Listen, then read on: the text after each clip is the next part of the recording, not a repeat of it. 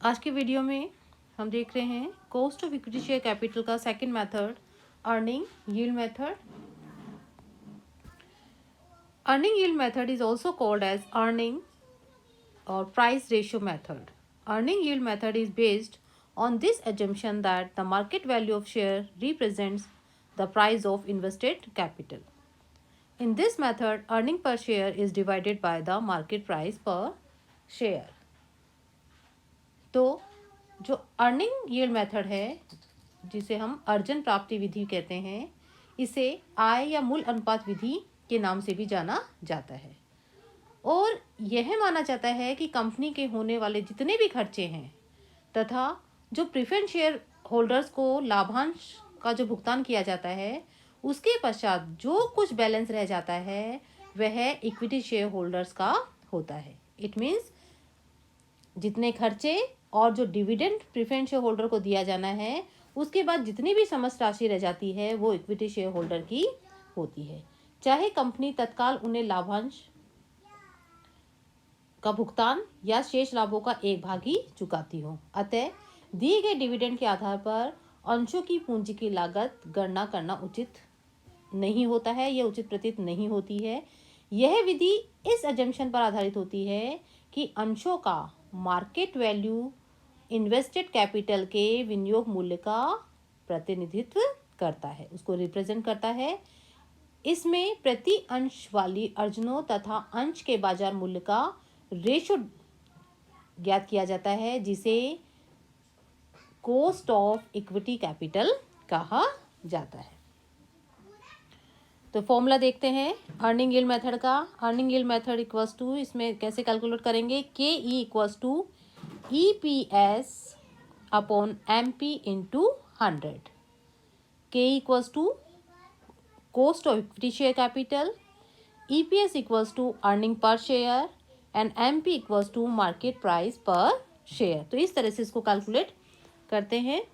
Equation देख लेते हैं अर्निंग यील्ड मेथड का। Question is here, the market price of Shri limited is ₹50, face value ₹10, earning per share is ₹3। Calculate the cost of equity share capital. तो calculate कर लेते हैं, इसको सॉल्व कर लेते हैं। क्लियर? फॉर्मूला लिख देंगे, K e equals to EPS upon MP into 100। EPS means earning per share और MP means market price per share. Clear? तो EPS कितना दिया है देखिए, 3। मार्केट प्राइस है जो दिया हुआ है हमें 50 मल्टीप्लाई बाय 100 इक्वल्स टू 6% पर शेयर। तो इस तरह से कॉस्ट ऑफ इक्विटी कैपिटल को अर्निंग यील्ड मेथड से हम कैलकुलेट कर लेंगे। एक क्वेश्चन और देख लेते हैं। A company had issued 10 lakh fully paid equity shares of ₹1 each. The market value of these share is ₹2.50 per share. If the company has earned 2 lakh profit after tax and preference dividend, then calculate cost of equity share capital. Clear? तो यहाँ हमें equity share capital को calculate करना है earning yield method से। तो चलिए इसको कैलकुलेट कर लेते हैं।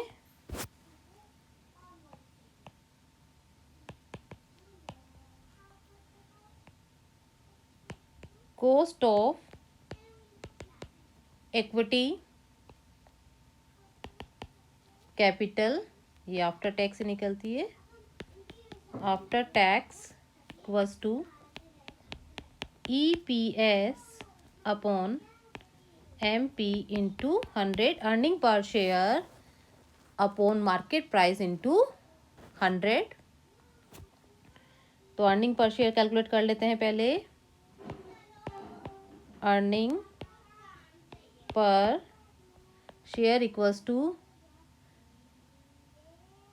देखिए कितने हैं,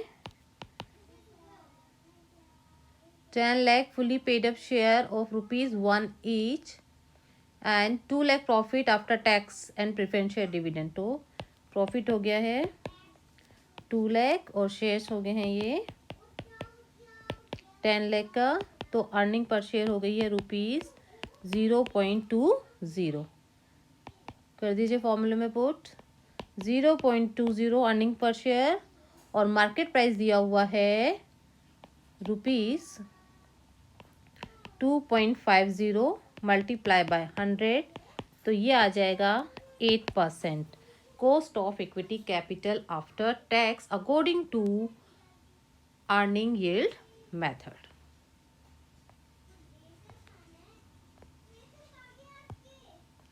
अब देख लेते हैं limitations of earning yield method. देखिए अर्निंग यील्ड मेथड की भी कुछ लिमिटेशंस हैं।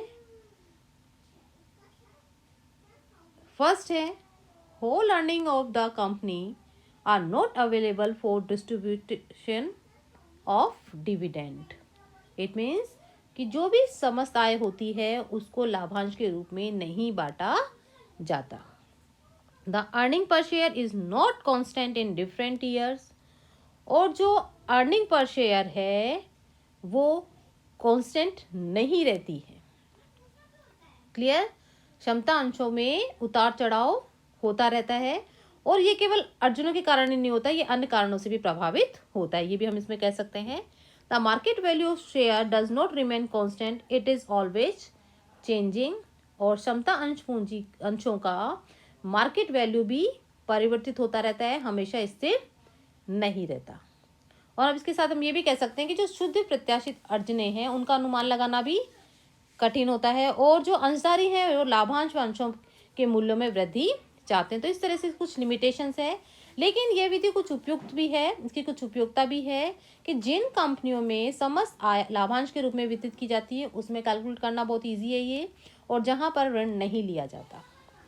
तो इस तरह से कॉस्ट ऑफ इक्विटी कैपिटल को अर्निंग यील्ड मेथड के द्वारा हम आसानी से कैलकुलेट कर सकते हैं।